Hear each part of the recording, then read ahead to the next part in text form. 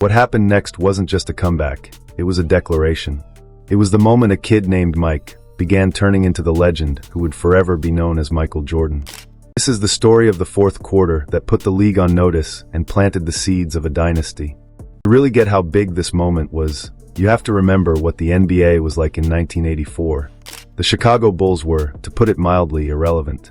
The season before Jordan arrived, the 83-84 Bulls finished with a dismal 27-55 record, dead last in their division. Their offense was ranked 22nd out of 23 teams, and their overall performance was the worst in the league. Chicago Stadium was often half empty, filled with fans who had gotten used to the motto of wait till next year.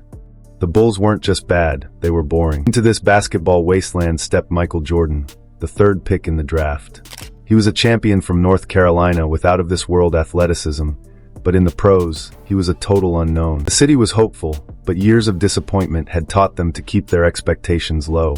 They knew they had a special talent, but nobody was ready for how fast he would change everything. The idea that a 21-year-old rookie on a team as hopeless as the Bulls could even be in the same conversation was unthinkable. The Bulls organization had a flicker of hope, but what they really needed was a miracle. They needed someone to do more than just win games. They needed someone to bring basketball back to life in Chicago. They needed a savior. And in his third professional game, against a team that was supposed to walk all over him, that savior was about to announce his arrival. The opponent that night was the Milwaukee Bucks, and they were the exact opposite of the Chicago Bulls.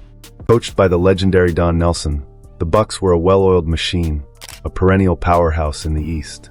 They would go on to win a staggering 59 games that season, finishing first in their division.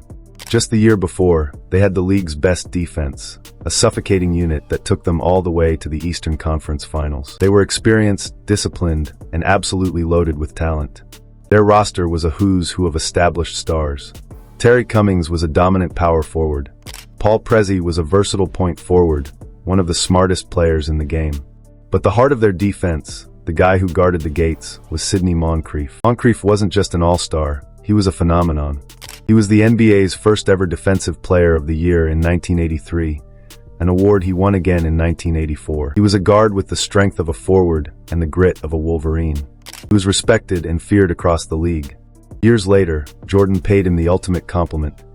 When you play against Moncrief, you're in for a night of all-around basketball. He'll hound you everywhere you go, both ends of the court. You just expect it. That was the man assigned to shut down the rookie from Chicago. A two-time reigning DPOY against a kid in his third NBA game. On paper, it was a total mismatch.